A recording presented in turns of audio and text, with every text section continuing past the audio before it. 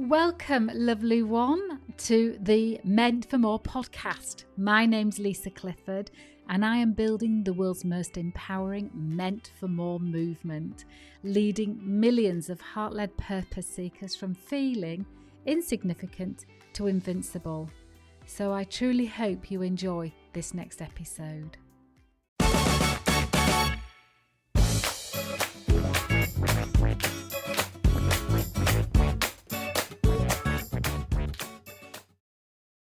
Our next guest, Martin Sharp Fitness, is a speaker, a trainer, a coach, a consultant. He doesn't just work on your physical fitness, he works on fitness for your life, so that your holistic life, your business life, your relationships, your life is much more enjoyable for you.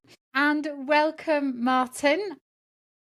I am so happy to see you. You have been all over Facebook. You've been, I say all over Facebook like it's a bad thing, all over Facebook in a good way, with presenting, running, being in a book that we're both in. And so I feel so lucky that you've pinned down to sit in one space for all of 45, 50 minutes. And so I'm really happy to have you here. And I want to kick you off with my first question, which is, well, you know that feeling that there's a stirring or an ache or even what feels like a whack around the head if you don't listen to it soon enough, that you are meant for more. First of all, have you ever had that feeling? And secondly, have you had it and taken action? Say that again. Definitely the whack around the head several times, I think. I'm not talking about 2 a.m. when you've come home late. No. Thankfully, Sarah's much more kinder than that. But I don't think I've had that kind of stirring kind of feeling. That thing that's just like a dull ache in the back of the head. I think, but for me, it definitely was this just needs to sort this out. And for me, that was the kind of the big transformational moment where I suddenly realised actually I couldn't continue to do what I was doing before. Up until that, everything just kind of was working as clockwork. Really, we had an idea of what I wanted to do as a career. Went out and did that. That kind of got to the point where I was satisfied. I was helping lots of people. What was your career? So what was... what were you doing? My career, it wasn't as an enterprise architect. So what an enterprise architect does is they go inside to organizations, they can take the organization apart, show all the little bits are inside it, and then work out how to put it back together a lot better. So it works at all levels. So whether that's to do with people, process, technology, how you interact with things, how those interact with change. So yeah, it was absolutely fantastic. I loved it. And I kind of realised I'd got to, because I kind of set that intention. I wanted to be, I didn't know what the title was for that role when I first started straight after college. It's just I knew I wanted to do it. So the title I gave it was I wanted to be a consultant.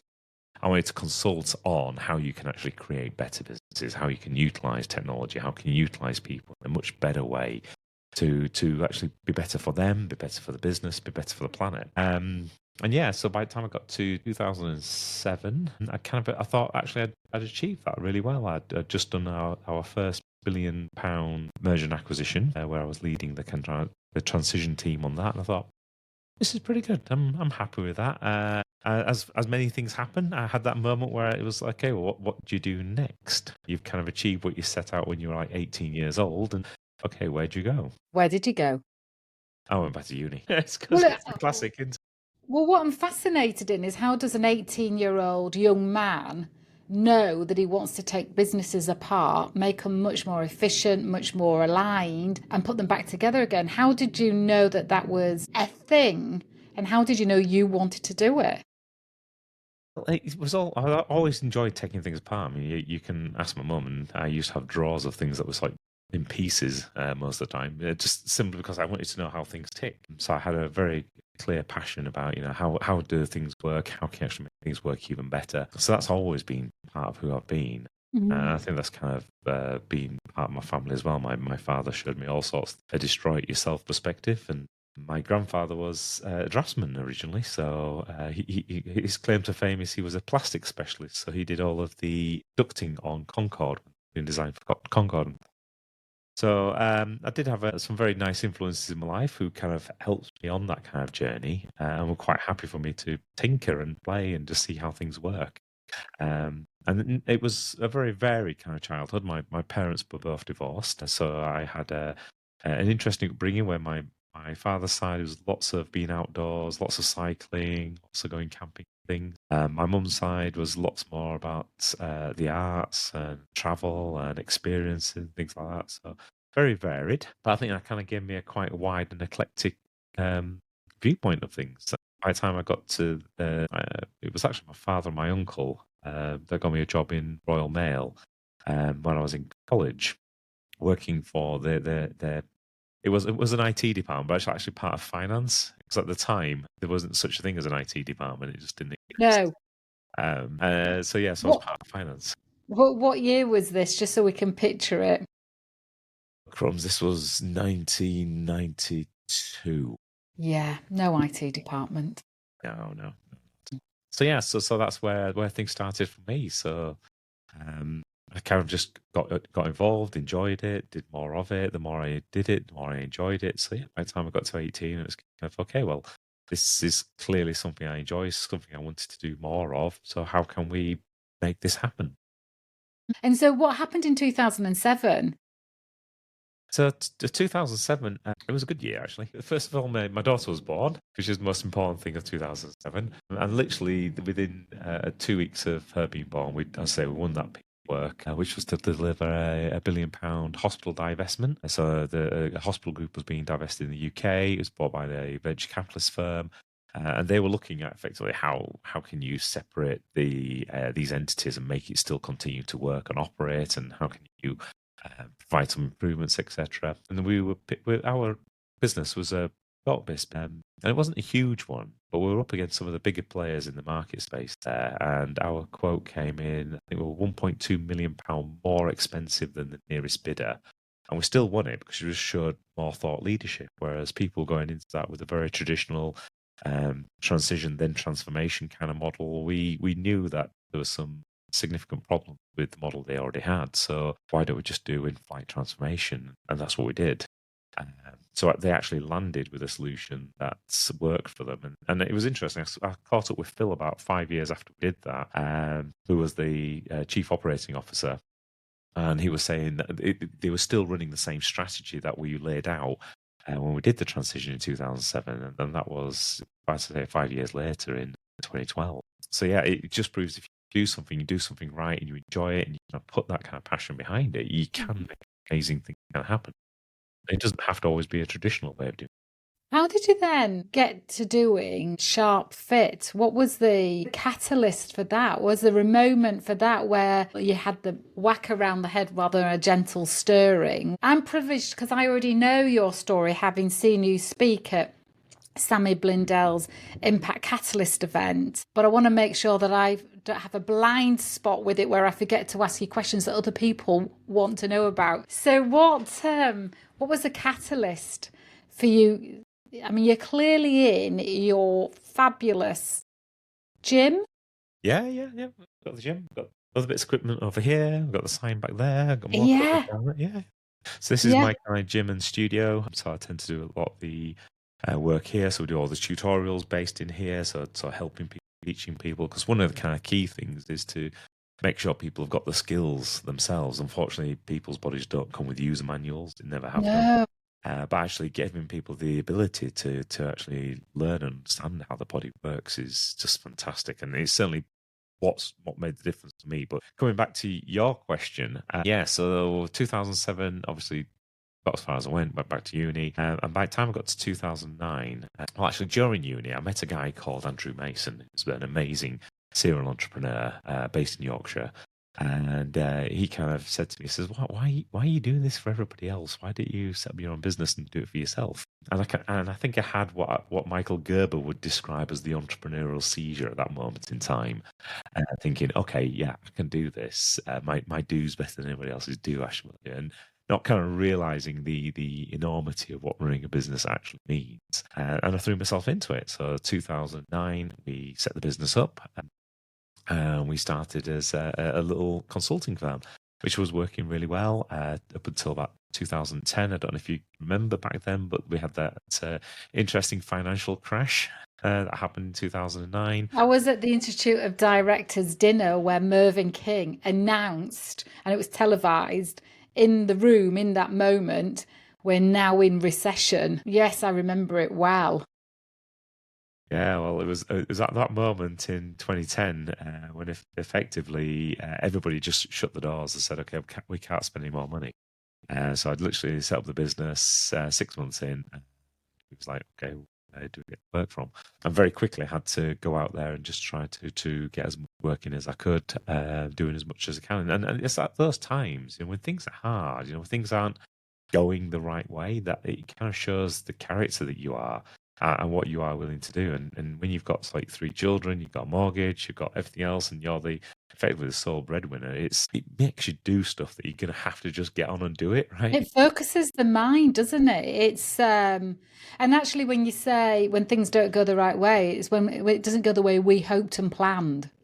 It's like, I've got this plan, and this is really inconvenient, this recession. I remember listening to the news, and it was so negative. And I remember jumping over one of the retrievers. I usually have a set of 2. I always get my dog a dog. I think, oh, at the time, yeah. So I'm jumping over 2 retrievers to turn the TV off, turn the news off. And I thought, I can't afford to listen to this. And what if there were enough people that needed my services? I don't need everybody. I just need the people that resonate with me, that want what I've got to offer. What if I could reach them still? How would I need to be visible? What would I need to do? And I ended up being busier than I'd ever be. But I did have to not listen to the news. I did go around like with my hands over my ears, la la la la la la la, because it would have just terrified me. But you were probably getting companies saying we're not spending until we see a brighter future. Yeah, absolutely. And so you kind of just keep going, don't you? You find those, like you say, you find the people that still need the help, they need the assistance. Yeah. And yeah, so Don't that's you find the mind shows up in a really different way when it's got no choice? You look at those 3 hungry faces and Sarah, your wife, all, seeing the best in you, looking for you to still feed them. And I think it's one heck of a mind sharpener. You can have that one. really. There's plenty more where that came from. It's one heck of a mind sharpener knowing it is on me and I have to go for it. And I do think the mind shows up in a very different way to when it's got lots of different options, lots of different things that take us off track. What do you think? And what happened for you? Yeah, no, you're right. I mean, as soon as you get to the point where you start to concentrate on what it is that you need to do, and you've got very few choices, and yeah, it's suddenly you just get on with it. And it's a bit like the thing about. Have you got an aircraft going over? I think we have got an aircraft going It's over. just gone over me and it's landed with. So, for those of you, none of you will know this. Martin and I both live in York. We decided to do this in our studios on this occasion, but an aircraft has just gone over my house and I can hear it going over yours now. It's RAF, isn't it? It will be, yeah. They always just like practice flights, don't they? So we just Yeah. hit that wrong time of day. It's great. I've had drilling in the car park that's behind me. They've been drilling. My house has been moving. And interestingly, other than it giving me a headache, it has not come across on the microphone with any of the conversations I've been having. It's a miracle, really. Anyway, It just proves how much more louder an aircraft is than a drill. it does. And the aircraft is much further away than the drill. Where were we? So we're talking about sharpening the mind. And When yeah, you have less concentration. choices. Yeah, and it's a bit like that old thing about jam. Jam. Jam, absolutely like jam. So you Yeah. go to the shops, if you want to buy jam, if you've got one choice of jam, you buy the jam, right? It's not a Yes. problem. It's easy. You go to the shops like the supermarket, and all of a sudden you've got how many versions? I think last time I went to the supermarket, there's like 4 or 5 of those great big shelves, loads and loads of jam in there. You can have apricot jam, strawberry jam, raspberry jam, with or without bits. Diabetes Marmalade, jam. yeah, sugar-free jam, and you can't get to the point where it's like, okay, I just unwanted jam. And half the time you then leave because you can't make a choice. Yes. You're procrastinating too long because there's too many options to go with. Whereas actually, when you've got fewer options, all of a sudden it makes your life a lot easier. And sometimes that's what you need to do if you want to really kind of push and put yourself into a position where you can make a change. Just limit your options down. Well, a friend of mine was, she does her own interior design. I said, oh, it's absolutely. Your pictures are gorgeous of your home. And she researches and finds the right pieces. And she said, a top tip, once you've found what you're looking for, stop looking. And that is actually a really good tip for life, isn't it? I mean, you can, husbands, wives, once you've got the one, stop looking at the others. When you've got a job, if it's the one you want and you've worked hard, stop looking or stop looking to see where you could have got more money out of a client. I hate it when I hear those conversations where they said yes to my whatever fee, I should have asked for more. There's a really funny mindset around that, isn't there? I don't know where I'm going with this, but do you want to take over? It's very interesting, is that one anyway. I mean, I've had a similar thing when I've talked to people through about business and stuff. They've kind of gone, oh, okay, well, how much should I charge? I said, well, okay, well, how much do you need? How much is it worth? And how committed do you want the other person to be? You know, and if you can work out what that is, it's very simple, because obviously you need to be able to bring the amount of money that you need in to make it work, plus the amount that's going to cost you for your marketing and advertising. You want to make sure that it's at a value that people feel they get good value for. Yes. And you're going to over-deliver anyway. But at the same time, you want to be in a position where actually this doesn't come across as feeling cheap. Otherwise, people won't put the commitment in that they need to put in. Absolutely. So it's go for that. And then, some people say, I should have gone for double, or should have done this, should have done that. But you can't live in the shouldas. You've made the commitment. You've done what you've said you're going to do right there in that moment. Live with it. Enjoy it. Don't change the past. It was the right, it's the right. I always want everything to be really fair. I'm a Libra, and I'm right in my day is right in the middle of the two outer dates. So I love fairness. And so whenever I'm making a decision about pricing, always think of what's fair for everyone, fair for the client, fair for me, and all the experience that I've got and all the training that I've had, and fair for the business so it's sustainable and can consistently run and reflects the outcomes that they want. And there is something when it comes to pricing, which is really interesting, that there is a psychology around pricing that helps support the belief system. I remember a friend saying, because I'm a clinical hypnotherapist and master practitioner of NLP and hypnosis, she said, will you help me stop smoking? And I had a really massive track record of helping people stop smoking. And I said, I will, and I would love to do it for free, but it won't work if I do it for free. I'll have to charge you the £250 for the session. That was back years and years and years and years ago. And because I had successfully helped my sister stop twice for free, which is a real profile and credibility wrecker when somebody asked her at a party, has Lisa ever done it on you? Yes, twice. I'd just rather have not helped her. And she only started smoking again because we've gone right off track, but we'll stick with it since we're here. But she only started smoking again because she didn't miss it. And somebody offered her a cigarette at a party and she thought, oh, I don't feel like I want one. I'll have one because I'm fine, I'm cured. And had one and then didn't have one again to the next party. And she thought, well, I'll just have them at parties. And then before you know it, she's back smoking again. But I'd helped her for free. Now, I'm pretty sure if I'd have charged her £500, she'd have been conscious about that decision when she was offered the cigarette. And I think that philosophy and psychology stands for a lot of decisions we make if we make them consciously. 100%. And you find that in the results people have, because all of a sudden, when you put, money is just a form of energy, isn't it, realistically? It's a transfer of the amount of work that you do, transfers into an amount of money. That becomes part of the bartering system, and therefore you transfer that energy into using goods or services from somebody else. It's just a transfer of energy. When you're thinking about it from that perspective, and you're thinking, okay, well, actually, I've now got to put a percentage of how much I earn, how much I actually have had to work hard, how much I'm going to be not doing for other people because I've had to utilize this to change myself. All of a sudden, it has a bigger value, and you become more attentive to it. You actually then put the effort in behind it. Whereas, for example, How many people buy courses or buy books? Books are a classic, actually. Books are a classic. How many people buy books and never read them? Yeah. Yeah, and Yeah. that's the thing. There's so many people's books on people's shelves where actually they've never ever read them. And it's almost like collecting the book becomes the element of it. Whereas actually the book that's never read actually has absolutely no impact on you. It does not help change you in any shape or form, other than taking up space in your house and creating clutter and a bit of mess. So you then have to think, okay, well, actually, how do you then change the value proposition here? How do you actually make it so this has more value to them? So then they'd actually put the same amount of effort in as if, for example, they were trying to earn that amount of money. Absolutely. I think our value is a value of people's time, value of people's expertise, value of people's focus, people's attention. I have a saying that when you have someone's attention, take great care with it. It's none of it is for free.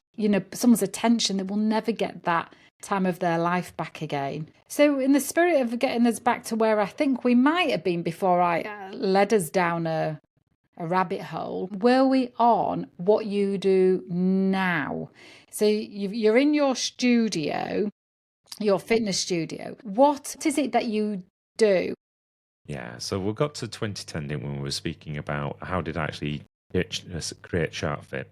So one of the kind of things that we spoke about during the event, and well, actually, presentation, so everyone heard about it, was by the time I got to 2014, running my business now for 5 years, I actually became incredibly overweight. I got weighed in 154 kilos, which is 340 pounds or 24 and a quarter stone. I had a 54-inch waist, but I didn't realise I'd grown that big until I was on holiday with my children, my wife, etc. In Florida in the US. I took my mum there actually because she, like I said before, she's a single parent, so she always wanted to take me and my brother to Disneyland. That was one of her dreams, but she never managed it. She never had the money for it. So I thought, oh, wouldn't it be wonderful if I took her to Disney World and she could take her grandchildren? Okay, it's not quite kids, but next best thing, right? So yeah, she thoroughly enjoyed it. But it was when we were there going on the Incredible Hulk ride when the guy stopped me as we get to the front of the queue and said, "I'm sorry, sir, but you're too big to fit on the seat." And I was pretty gobsmacked with it. So as you can imagine, having two children there who were wanting to go on this ride, and then being refused, and then sort of the realization actually that I'd done this myself. It was hard. Well, thankfully, a friend of ours came with us on that same holiday, so he took the kids on the ride for us, which was brilliant. What did you feel? What did you feel when you were rejected to do something because of your size? What was the feeling that went with that? Was it acceptance? Was it denial? Was it anger? Was it resistance? Was it? Yeah, I think there were several. I think the first one was, oh my God, how on earth what am I going to say to the kids? I think that was the first thing. Broken. The ride's broken.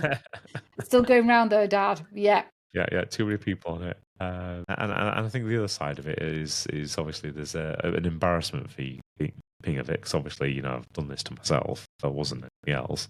And there was like a bit of frustration and anger, but I think that was probably misdirected. The frustration and anger was more at me than anything else.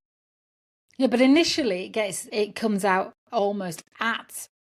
I'm not saying it did for you, but I would imagine that it's almost angry at the person that you have woken me up to this, and it's really inconvenient right now. I'm on holiday, and particularly in Florida, where I think everything must be in abundance. It's your opportunity to be in abundance. So I would, if it was me, I think I'd be angry with the person for, couldn't you bring it to my attention at the end of the holiday? Not that they bring it to your attention, but there's things that just wake us out of our unconscious sleepwalking, isn't there? Yeah, and I don't think I was unpleasant with the chap or anything. I don't think. No, you're not an unpleasant person. But I think there was definitely a case of, what do you mean I don't fit in the seat? Let's try it. Yeah, and he did. I mean, bless him, he did. And the bit that I didn't say during the presentation, but the more elaborated version of it is he actually got us to wait to one side. There was a special car they have specific for people that are bigger. So he tried to fit us into there, and he couldn't actually get the restraints over. That was the final that he couldn't get done. So bless him, he did try as many ways as he can. But yeah, that just wasn't going to happen. I was not getting in that seat. But I think even then, the penny didn't really drop until a few days later, and we were sat in the villa we'd hired, looking at some of the photos, and my mum had got a photo of me and Sarah on the monorail coming back from Magic Kingdom to the car park, and literally, I've got boobs bigger than my wife's boobs. They're just, and I thought, how on earth have I done this to myself? And I think it was at that point that the real acceptance kind of came in that actually something has to change.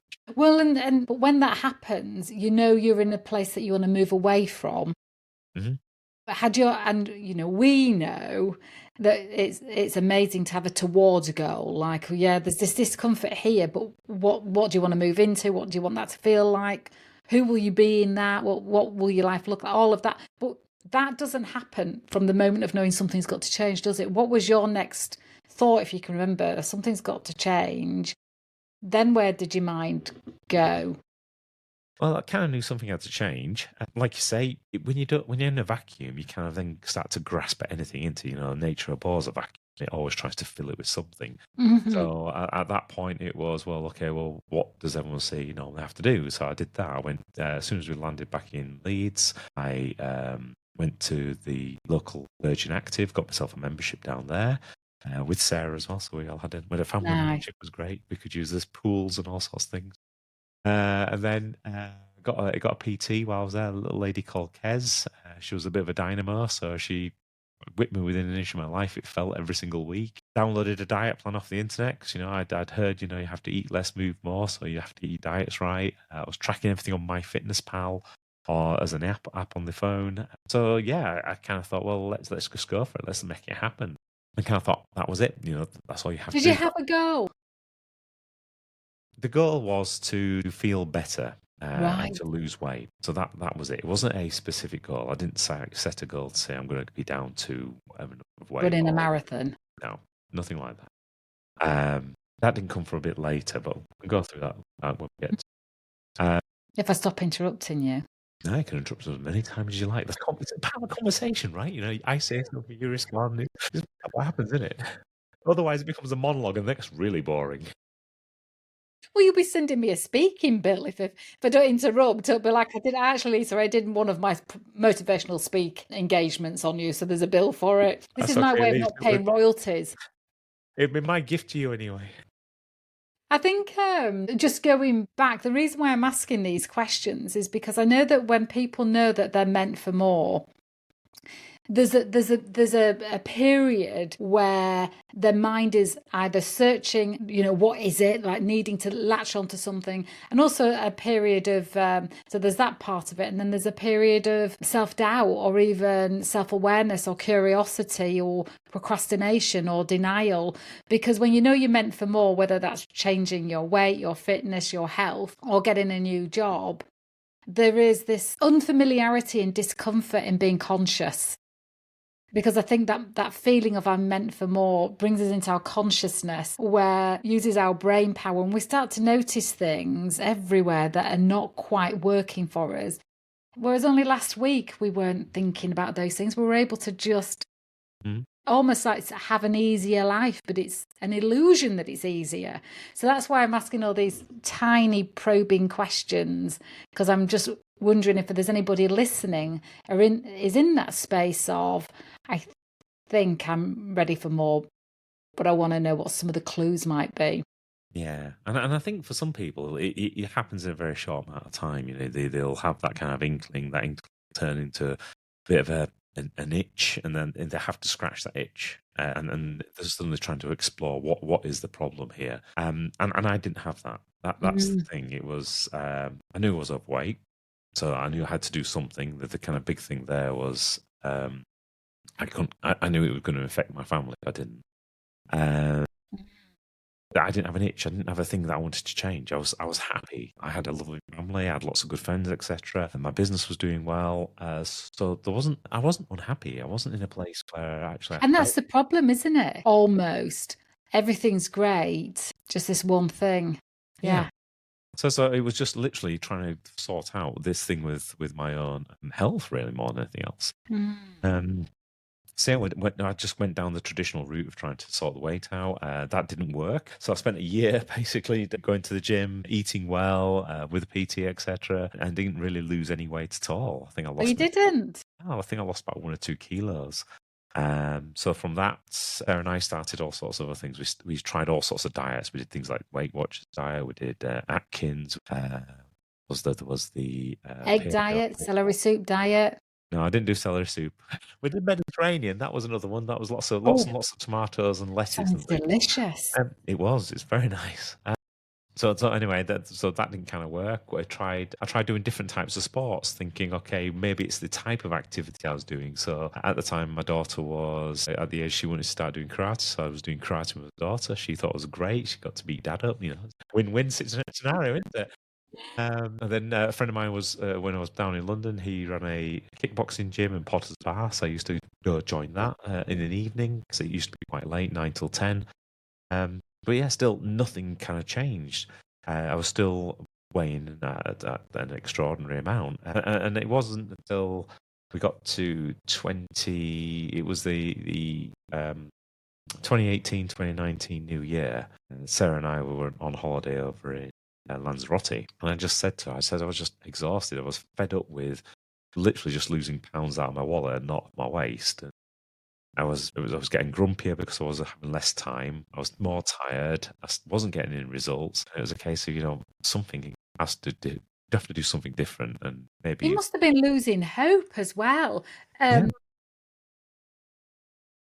yeah, definitely. I mean, I was thinking maybe this is it. I mean, my father's not the slimmest of gentlemen, so it wasn't like I was expecting to be down to I don't know, supermodel size or something. But it was kind of thinking, okay, maybe this is me. Maybe this is who I'm supposed to be. And even Sarah said, Mm. that's not necessarily a bad thing. You're happy, you got a good family, you got good friends, etc. Then maybe you just live happily as you are.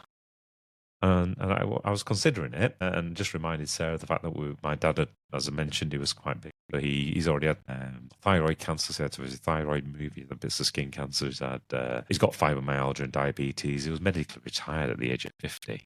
So he's not a very well man. And then we lost his twin brother, my uncle, to pancreatic cancer around about the same time. Also, my brother, who's 2 years younger than me, he's suffering with diabetes, fibromyalgia at that time. So it was a bit of, okay, we've got all these other things happening. This isn't a good place to be, really. But what else could I do? And Sarah says, well, let's just live happily, and we'll worry about all those things if or when it I happens. like Sarah. Oh, she's lovely. Yeah, definitely. I've not met her, but I will do. Yeah, you'll like her, definitely. Yeah. It's good. So yes, as I've started 2019, I was thinking, well, okay, well, this is it. Let's just enjoy life. Just go back into working and doing what we do, and just see where we get to, and just let go of all that. And I did. And how long had you been trying for? I've lost track. About 5 years by that point. 5 years. Yeah, I think 5 years. I'd lost probably 10 kilos in 5 years. That's not nothing. Yeah, it's nothing, but it's still a lot. I mean, and again, that was going up and down and up and down and up and down. Yeah. So it's just a bit crazy. So yeah, so that's where we got to then. And then when I was down here, I was doing an event down at the Crown Plaza in Felbridge near Gatwick. When I met a chap there called Pete, who was one of the delegates, who was a really successful business. And he was one of those guys, when you see them, you think, actually, yeah, you look after himself. He just looked the part, really well chiseled features, beautiful suit, really fit him nicely. So he asked if I could have breakfast with him. So I asked him the question, okay, well, how do you manage to keep yourself looking so fit and healthy when you're running such a successful business? And he just said, yeah, I just work with an online coach, and then I'm not stuck to doing things in the same place at the same time. And I thought, this is great, because I didn't know whether it was going to be in the same city, county, or country half the time, because I'm usually jet setting all over the place. So I started working with an online coach specifically around the fitness side. This guy he literally had the body, he was an ex-bodybuilder. So he had the body of a Greek god. Think like an Adonis. Yeah. That's inspiring. I can picture it really easily. Keep talking. That's okay, yeah. So oil glistening off of his rippling muscles, and the loincloth just covering the. I had him in something else, but loincloth I'll replace it with. Anyway, So in all seriousness, I'm kind of stood there with him. It's like looking more like Buddha than a Greek god, godlike. But yeah, so but he kind of started to teach me a lot more about what I should do for movement and how that kind of really helps like bring your body together. And then I started to learn more about diet and how that works. And then I kind of started to notice there's some similarities between actually what you need to do for your body and what you do when you're changing businesses. And that was kind of one of the biggest awakeners for me. And I started to utilize some of those skills I use in business. So, for example, you mentioned things like being an NLP practitioner, and then I use very similar skills when I've been changing businesses because, businesses are all about people. You've got to, first of all, you've got to make sure the people can change. Because no matter what you try to do anywhere else in it, if people don't change, nothing changes, right? So I thought, okay, well, how can I utilize some of those skills and things like, for example, a lot of the project portfolio planning? How could I take some of that learning there and really ingrain it into how you change your own body? So, for example, your body doesn't change instantaneously; it needs time. So, trying to go in there and saying, okay, I'm going to do this in 4 weeks, it's a non-starter. You might as well hang up the flag right now and go broke, because your body just doesn't change like that. Or if it does, it'll change back equally as quick. And that's what most people find. They go on these get fit quick schemes, or they get these pills or whatever it is that they're going to be taking, and yes, they'll have an instantaneous result, but then 4 weeks later they're back to where they were or worse, because the body has to compensate because it believes it being in some kind of starvation mode and stuff. So you just do things like 90-day plans for your body, and then all of a sudden you're using the same methodologies you would do with a business, because your first set of 4 weeks is all around how you set things up, how do you test to see what's going on in your body. Next set of 4 weeks, just like honing it, make it a lot better. Last 4 weeks, you can optimize it, but by this stage, you start to see some plateaus happening. So then you reset again. So again, you're not doing the old thing with the business where you're just measuring once a year, but you're measuring like 4 times a year. You've now got different ways of being able to approach things. And then looking at things like KPIs, how do you kind of build some proper KPIs around your body so that you start to use the same kind of rigor? So you're changing based on evidence, not based on just what somebody down the pub says or what the fitness influencer says on TikTok. One size fits all.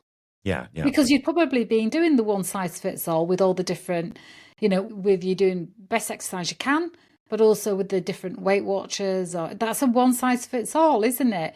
Whereas we're not all the same. I mean, I only burn 1,000 calories a day. I mean, I'd have to, a normal diet, I'd put weight on. So, and I've had that tested. So one size fits all wouldn't work for me. You might have somebody who's even shorter than me and can burn 2,000 calories a day. We're not the same, are we? That's right. And it also depends on what activities you've got, what goals you've got, what family history you've had.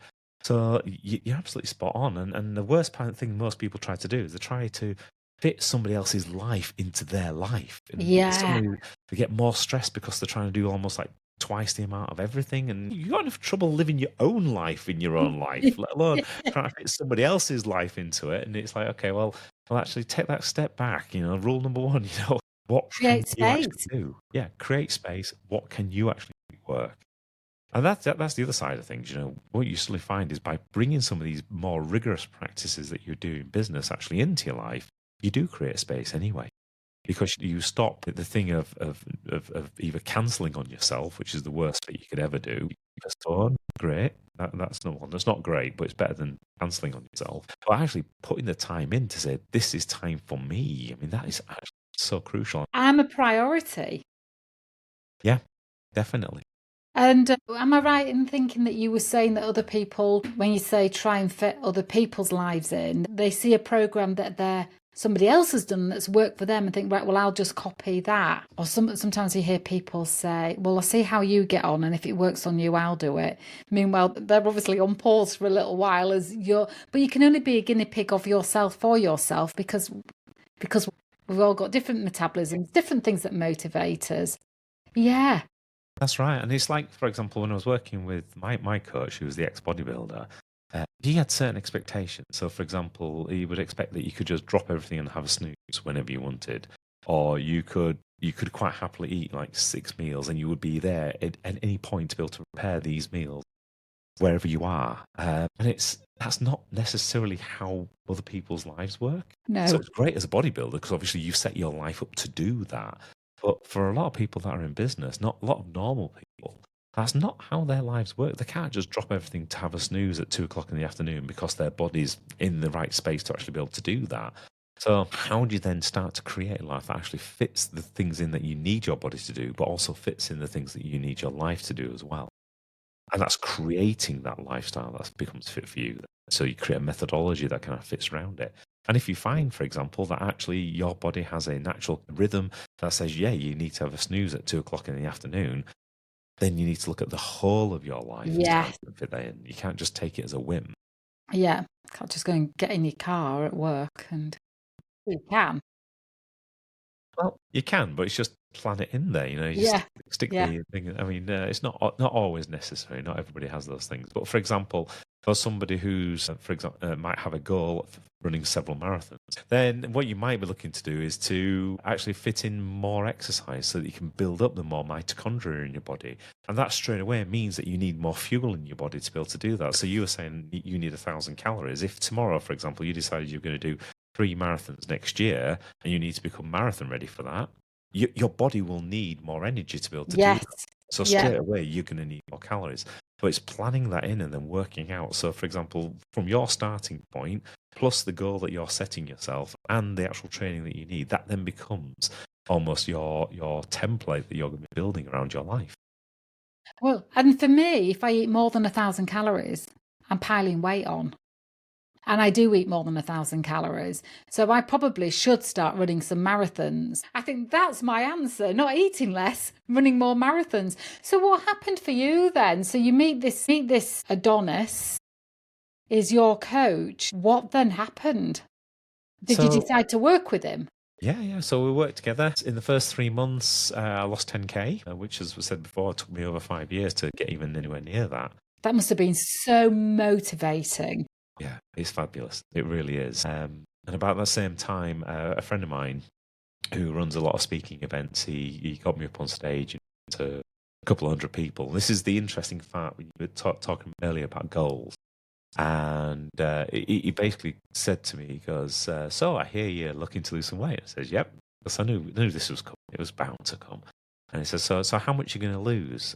And I hadn't really expected that question.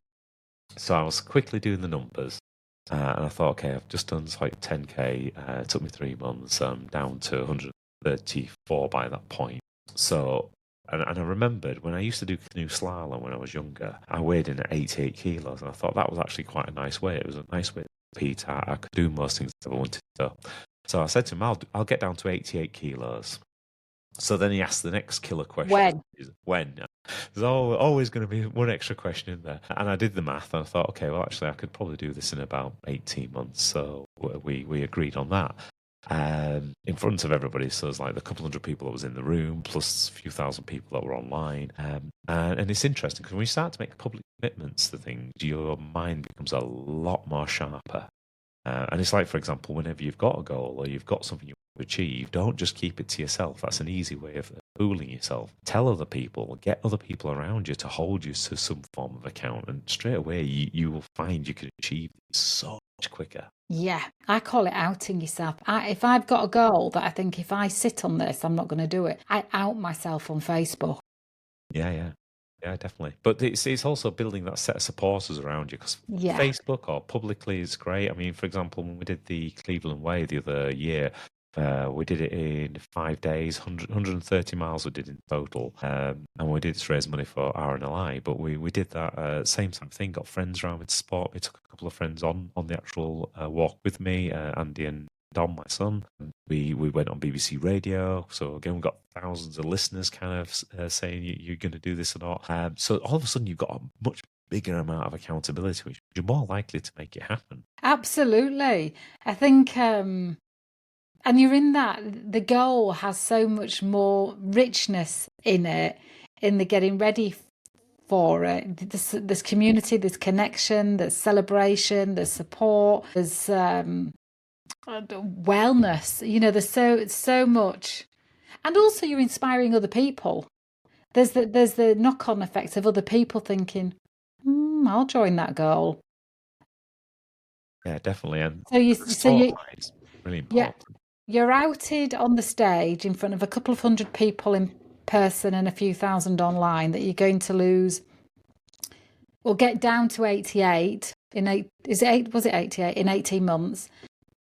Did that happen? So the short story, yes.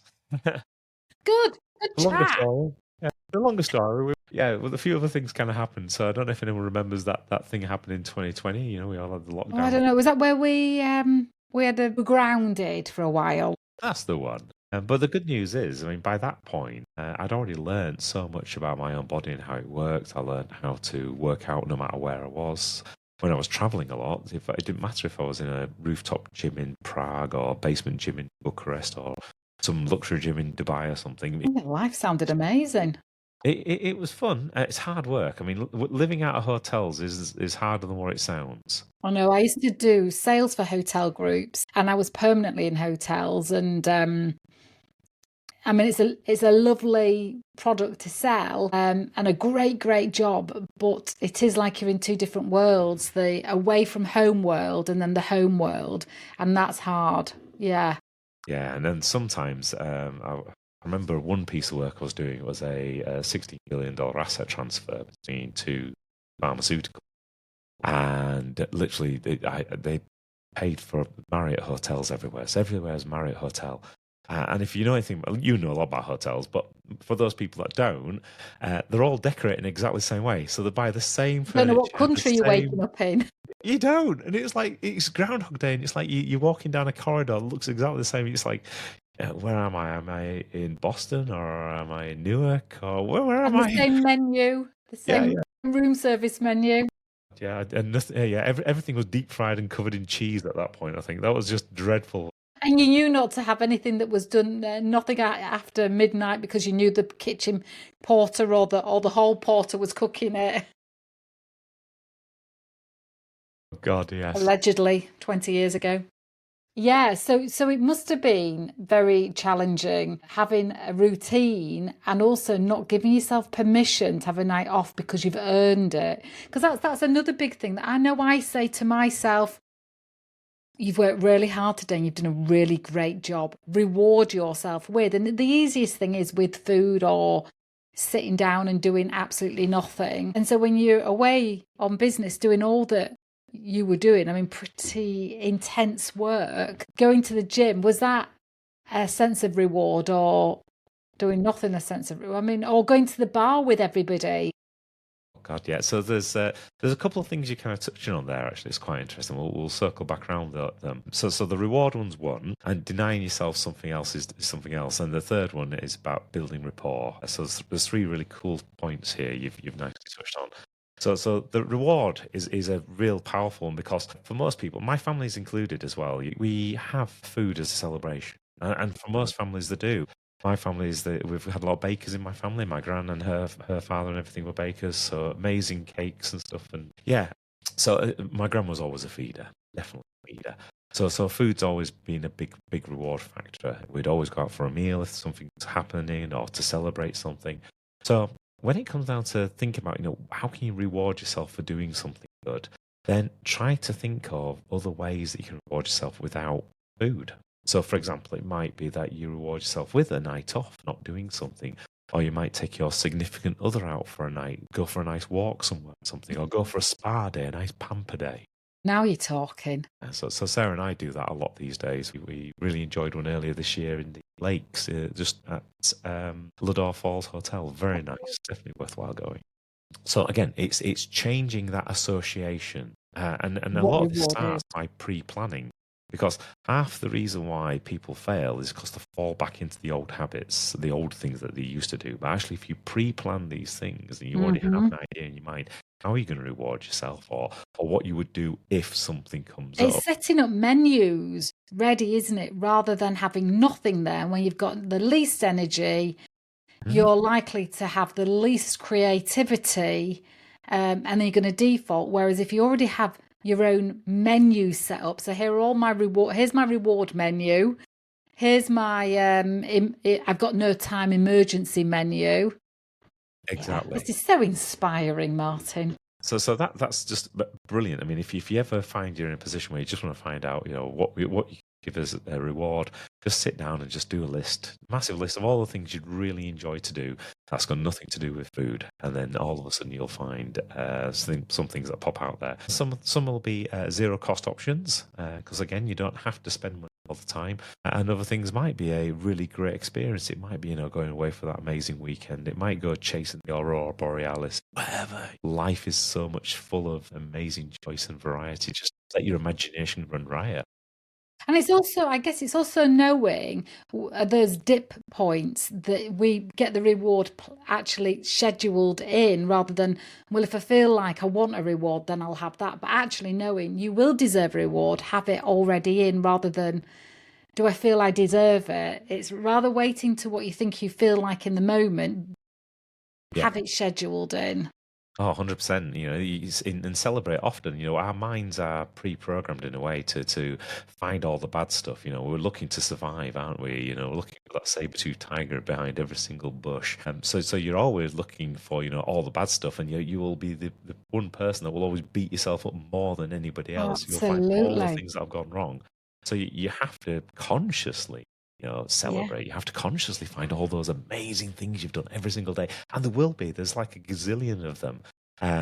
But your mind will automatically recognize them. So you have to spend the time to actually seek them out and then, celebrate and be successful because of that. Because success begets success. The more you recognize them, the more your brain becomes trained to recognize them because your brain is just built on the fact of, you reinforcing pathways in the brain. Yeah. So the more you repeat success, even the smallest of successes, the more your brain starts to recognize success and then starts to repeat those actions that get you. And then in addition to that, there's also the fact that when we're in a state of success, we raise our energy vibration frequency, which attracts in this like free magic. I call it free magic because we can't see it, so it's got to be magic. I think you can see it because, and you can only see it in certain situations. So, for example, if you ever go to a cafe or a bar, so for example, if you're traveling on your own and you think, okay, I want to just chat to somebody, and you go to a hotel bar or if you go to a cafe or something, and you have a look around and you think, okay, who can I bump into to have a chat with? Are you going to go bump into the person sat at a bar looking miserable? Or are you going to have a bump into somebody who's looking like they're smiling, having a nice day? Yeah, that one. Yeah. And exactly. And that is the form of magic you're talking about. That's the energy change that people have. And it's putting yourself into that position where, you do find that you become a happier person just by the fact that you're recognizing your own successes. I'll keep it completely anonymous. I was coaching a client a couple of weeks ago, and she said a statement about in the first 2 years, you don't make money. And I said, that doesn't sound like you. And I said, who told you that? Somebody said that to you, and your mind's assumed it as a fact. And then she told me the situation, exactly where she was stood. And then we did a visualization of giving that belief that belonged to somebody else back to them. And then we did a little visualization about what did she want? What's her belief and what does she want to attract aligned with her belief? And then we've just had a call today and she's having a record week. Brilliant. And what I love doing with people is looking at what was the success model? What did we do? What did we remove? What did we plant so it can be, what gets measured, gets managed and gets duplicated. And so, there's no doubt she put a lot of work in. She made the phone calls, but she was clear about what she wanted. And also she raised her vibration frequency, where she put her thinking and her thoughts. I don't know what's got us onto that again. Yeah. So we're talking about success begets success. And, yes. Yeah, that's a good one. But then the other things we talked about a minute ago was, we were talking about denying yourself things. So you were saying about, you go places and I'm not allowed to do this. I'm not allowed to eat that because of this. And again, I'm not a believer of that in any way, shape or form because your brain can't process negatives. No. So the example makes us obsess. It does. So the example I always give is, try not to think of Elmer, the nice patchwork elephant with all those beautiful colours around him. Just try not to think of all those. I didn't know who Elmer was, but thank you. Yes, I totally get you. Yes. Yeah, And you can't. You can't have to not. think of the elephant before you can then put the knot in front of it. So Yeah. what you end up doing is you end up thinking of the elephant. And it's like when people say, okay, I'm not allowed to eat cake. I'm not allowed to eat cake. I'm not allowed to eat cake. Your brain's hearing eat cake, eat cake, eat cake all the time. How's that helping you in any way, shape, or form? So actually putting a few controls around these things and saying, okay, if you need to eat cake, eat cake. Yeah, but make sure it's within your meal plan. Or you put simple things in saying, okay, well, save party food for parties. And then, for example, so I coached one lady, and she was really, it was all about, how I'm going to have my son's birthday, can't have the birthday cake, etc. And it's like, well, the stress levels you're putting yourself under trying not to eat the birthday cake is going to be heightening your cortisol, your adrenaline, etc. It's going to be causing you more problems than just having one piece of cake, and it's just having that realization that actually it's not always as bad as it seems. And that probably And the sounds like other thing is, sorry to interrupt again, but the other thing is, and I don't, it's not a tactic, but on my fire walks, I always say to people, nobody has to do this. Nobody has to walk over fire. You might decide that tonight's not the night, and the next one might be the one for you. You don't get your money back if you don't walk over, but you do get the option of not walking over. And there's a number of people that then the whole system relaxes, and then they know it's their choice. So therefore, now that I know it's my choice, what do I choose? And I think that goes with the cake. So now you're telling me that you're not saying I'm not allowed it. I'm allowed it. I'll see if I want it when I'm there. And then the chances are they forget about the bloody cake. Yeah, they forget. I'm allowed to swear, I've just remembered. Lexi, my golden retriever's in a different room, she won't be offended. But it's funny that when we give people permission, they let go of resistance. Yeah, And definitely. it's the resistance that kind of creates the obsession, isn't it? Yeah, and then as soon as you get past this point where all of a sudden they've realised they have got choice, they can choose to do whichever way they want to go, and they're choosing them to put themselves first. They're choosing their goals. One of the things I say to the guys is always be good to you first. Yes. And some people say, that's a really ambiguous statement. What do you actually mean by it? And I said, well, it's designed to be ambiguous because it depends on what you need at that moment in time. If you're feeling ill right this second time, then putting yourself first means put your recovery first. If you're feeling great this moment in time, you've got energy, then putting yourself first might be going out for that run if that's what you're going to do next. If, whatever it is at that point in time, if you're in a position where you've got the option of eating cake or not eating cake, then I put really yourself wish we first. weren't talking about cake quite so much. Let's talk celery. Eating celery or not eating celery. Yeah. Yep. Doesn't have the same It connotations. does not. It's not appealing at all. It's a bit Marmitey, really. I'm just looking at the time and I've got a few minutes left. Oh, I've got 10 minutes left. That's good. And because I could talk to you all day. What is it? I'd love people to know what it is that you do for people.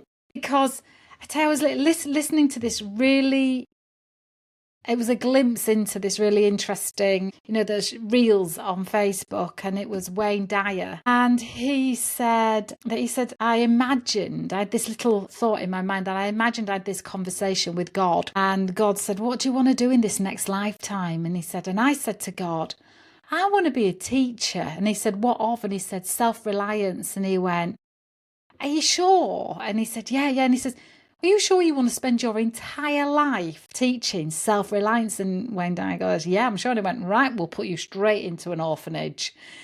And in that orphanage, you will learn, because you'll have nobody else. You'll learn all about self-reliance. And he said, and then when I look back, at this point in my life, and I look back, my whole timeline was leading me to I was absolutely made to teach self-reliance and all the concepts that go with it. And every experience that I've had, every situation that I failed in, that it's redirected me to, and every lesson I've learned from the failing has all to give me this education so that I can be this teacher of self-reliance. And so, it makes me feel amazing listening to your story and then seeing you in your Sharp Fit studio. Is it at home? Yes. Yes, so you get to be close to the cooker for your six chicken meals a day, and you nap at two, which is marvelous. I'm really happy about that. But you have got this life that is no accident, in harmony with your life. After all, that's what you teach people. But when you look back, so I want to know what it is you do so people can understand how you help people. And then, and I guess the last question is, do you feel like your life led you to here, and that this may be of something that you said to God after the pandemic that you've got planned? I'd like you to make me really successful helping people be fit, healthy, and happy. So I think you're right in the fact that I love making people happier, healthier, and higher achieving. But I think the bit that really kind of works is all around performance. It's all around their own personal performance and how their personal performance impacts then what they're doing, usually within their business as being the key area there, or within their career. Because when someone's performing better, when they're happier, they feel like they've got more energy, they feel like they've got more control, they've got more confidence, they can do so many more things in life. And that for me is exactly what I want to give people. I want to give people that confidence, that ability to be able to do more, and to go out into the world and just be the best version of themselves. Mm. And I love it. I love the stories when people have done that. I love the way that they react with it. I love the ripple effect, as Sammy would say, for example, of how that then impacts others. If you're going to And say, gives them so many more options. You know, when people are happier, healthier, got more energy, got a sharper brain, feel good about themselves, the options that become available that were always there, but they perhaps didn't see because they're trying to get through the day. There's so much more opportunity and options accessible to those people. It's a bit like the luckier get lucky. The lucky get luckier, isn't was it it? a Gary Palmer thing of whatever, the The more I more I practice, the practice. luckier I get. I think was it that golfer, Tiger Woods, said it's funny, isn't it? The more I practice, the no, the more I practice, the more I win. Oh, I can't remember. I think I've just messed a joke up badly.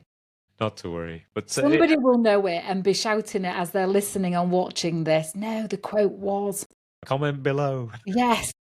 Definitely. Remind us who it was. There's so many great quotes out there. See, half the time I have trouble remembering which ones are which. Yeah. Yeah, so that for me is what I love doing, and that's the kind of end result of what people get. How they get that is really teaching them about how their bodies work, because everybody's body's different, and it's the old adage of give a man a fish, you can eat for a day. Teach a man to fish, it can suddenly live for a lifetime. And the same with someone's body. The human body was not designed with a use manual. We all could have done with one, 100%. Most of us, especially the men in the room, probably would not have read it the first time. Me. But that doesn't mean as you get older, you start to appreciate something like that, and actually understanding how you recreate your own user manual, so that every 3 months, as your body does change, you've got a way of being able to actually take control of that and know how to change. Or if you want to change your goals, you want to climb Everest, or you want to go run a marathon, or even if you just want to enjoy life for summer, whatever it is that you want to do, if you can actually now write that manual for yourself so that actually you know what to do, and then you know which experts you need to bring in. So if you need to find a nutritionist, you know that you need that. If you need to find a PT to help you, you know you need that. If you need somebody to help as a life coach or something, you know you can go get those. If you need a business coach, if you need someone to teach you how to play a bit more, if you need to teach somebody to teach you to go canoeing or something, I don't know. There's all those opportunities, but then because you've already got your guide there to be able to help create that for you. So that's the kind of mechanical part of it, and people within the community that I run, some of those need that help and hand, and I'm there to give them that help and hand over a longer period of time as well. So that's the kind of mechanical item of it.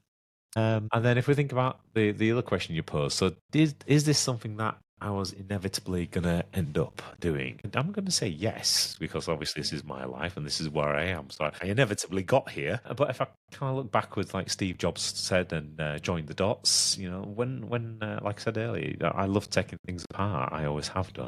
And that led me to really enjoy working with computers originally. I thought that was the be all and end all of everything. It was kind of like a way of being able to do these amazing things, and started working with organizations on those. And then that led me into realizing it wasn't the actual gadgets that help, it's actually some of the software behind it that makes it work. And I spent a long time learning more about that. I was doing things like load control, load monitoring systems, and energy trading systems for power stations and things.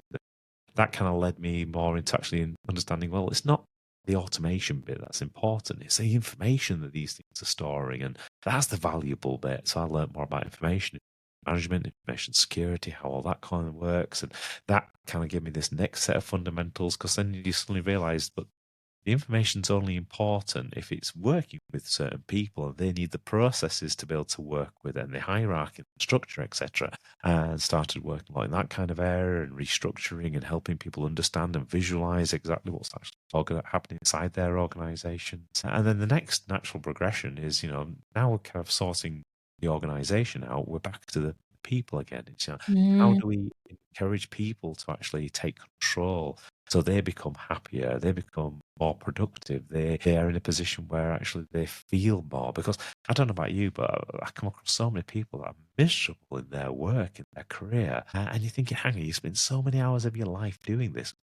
You shouldn't be miserable. This is your life. But I think there's almost a thing with society at the moment which have said, you've got to be miserable being at work. That's like the norm, as opposed to turning that around and saying, no, I don't want to be miserable at work. Actually, I really enjoy what I do, because I do really enjoy what I do. And therefore, how can I make it even better? And I think people have seen or grown up seeing their parents do a job to put food on the table, and then just unconsciously not expected to be happy at work and not really thought about it, and just continue with the same pattern. What, just in closing, she says, what one tip would you give anybody that has that stirring, that feeling that I think I'm meant for more? What one tip would you give them that would help them in this moment? Oh, I think I'm meant for more. Go with it. Go with it. My tip. So don't try to resist it. Don't try to push it out to one side, etc. Just go with it. Just take that feeling and explore it. See where it takes you. Trust it. Yeah, I mean, some of the best things I've done have always happened by accident. I ended up doing snow sculpting completely by accident. I ended up having to run 3 marathons next year completely by accident. It's those accidents are the things that kind of teach you some of the greatest things and take you some of the best adventures ever. So, whatever that feeling is at the moment, just explore it, go with it. You just don't know where it's going to take you. And like you were saying, this could be the thing that you were built for. This is exactly what you are meant for. And in which case, fighting it is irrelevant. It's just going to happen anyway. Oh, I love that.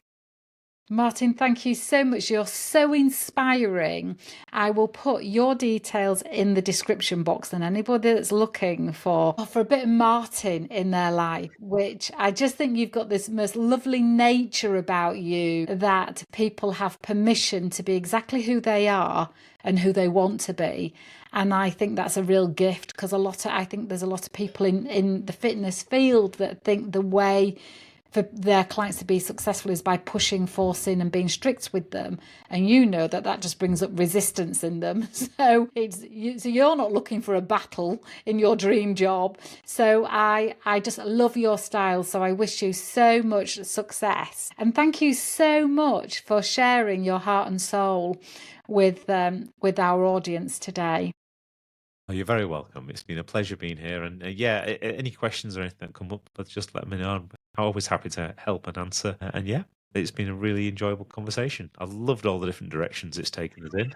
It's been scary. It's been a ride. Thank you, darling. You're welcome.